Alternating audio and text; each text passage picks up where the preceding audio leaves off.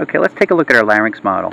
As with all of our models in lab, there's always stuff on the model that we don't necessarily need to know for the practical, so stick to the list for identification, because the list is the stuff that you'll be tested on. Okay?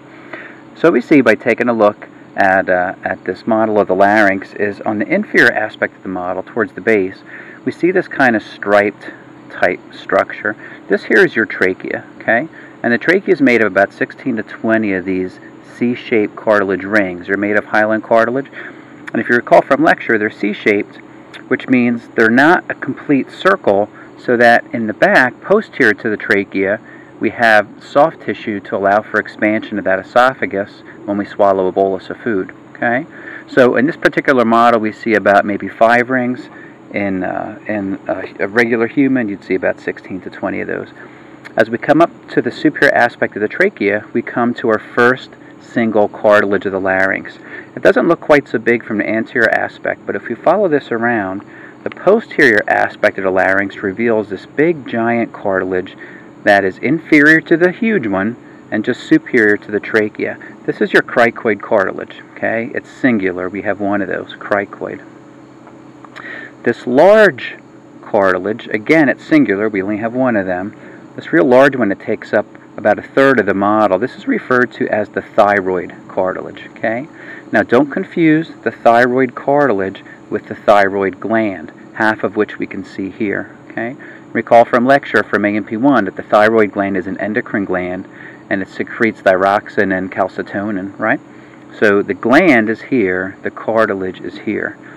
Now, at the superior aspect of this thyroid cartilage, we have this little kind of sticky out projection. You can maybe see it here from the side. Here it is from the front. That sticky out projection, we refer to that as the laryngeal prominence, okay? What you would think of as your Adam's apple. If you palpate underneath your own mandible, that soft tissue, and work your way down until you feel that little sticky out bump, what you're feeling is this laryngeal prominence, okay? Then we have some connective tissue here that's anchoring the thyroid cartilage to this bone up top. And you recall from A&P1 that this is your hyoid bone. Okay? Now we'll take this model and we'll look from the posterior view. Now it's a little bit tricky here because of the way our model's set up, but there we go. That's a little bit better. See if you can see it. If I stop destroying it. Sitting on top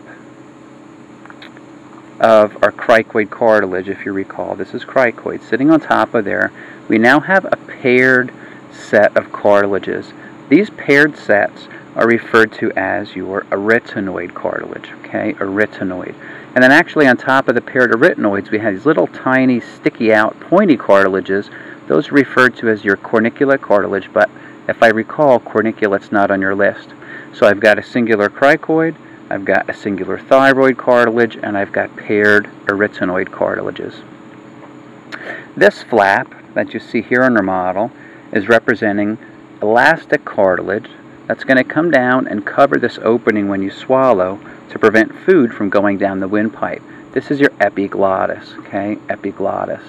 Now, epi, you recall, means upon or on top of. So the epiglottis sits on top of or above the glottis. And so your glottis then is a space.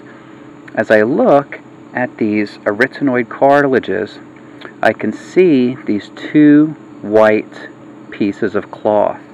On this model, these white pieces of cloth are supposed to be your vocal cords, okay, your true vocal cords. Now, between the vocal cords, where this pipe cleaner is the space, and that space leads from the larynx into the trachea. The space between the cords, we're going to call that the glottis, okay? So I can't really point to the glottis per se. I have to point to the space between the vocal cords, and that we would call the glottis. And then as you recall, when you swallow, your epiglottis is going to cover that opening, so food can go posteriorward into the trachea, okay? So there's your quick overview of the laryngeal model. I've got the trachea, I've got the cricoid cartilage, I've got the thyroid cartilage with the laryngeal prominence, I have my hyoid bone, and here is my thyroid gland. I turn posteriorward, again I see my cricoid cartilage, my paired arytenoid cartilages, I see attached to them my vocal cords, the space between the cords, that would be my glottis, And here sits your epiglottis.